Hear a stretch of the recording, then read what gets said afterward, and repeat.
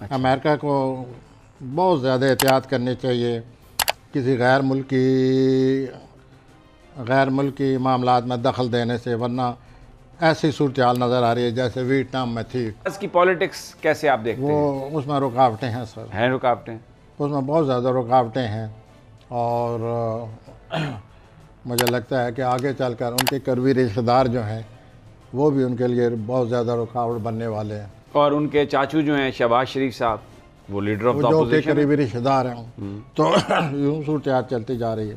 शहबाज साहब के बारे में क्या कहते हैं आप? जी शहबाज शरीफ साहब के बारे में? सर, उनके भी ऐसी प्रॉब्लम है, उनको भी अभी रुकावटें शुरू हो गई हैं। अच्छा। वो सामने आए या ना आए रुकावटें, लेकिन शुरू हो गई हैं।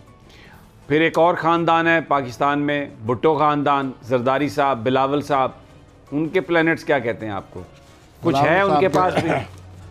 जो प्लानट हैं वो अब उनके लिए मुश्किलात जो है वो बनना शुरू हो जाएंगे। अब जोल की जो पोजीशन बनी है, जोल उनके जो हज़रत अपने साहबजादे हैं, उनके हालात ऐसे नज़र आते हैं कि उनको लिए कोई मुश्किल आ रही है उनके काम में।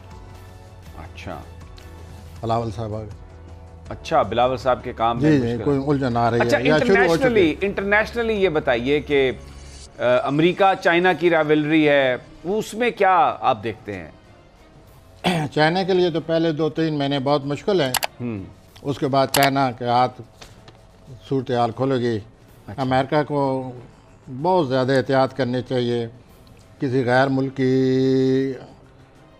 मुल्की मामलात में दखल देने से, वरना ऐसी सूरत हाल नज़र आ रही है जैसे वियतनाम में थी।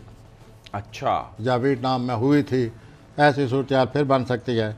अमेरिका को 2022 में किसी दूसरे मुल्क में एहतियात से काम लेना चाहिए, बहुत ज़्यादा एहतियात से, किसी सूरत कोई एक्शन न लें किसी बैरून मुल्क में, वरना वो उनके गले का वो बन जाएगा, उसे आप तौक भी कह सकते हैं। ठीक हो गया जी।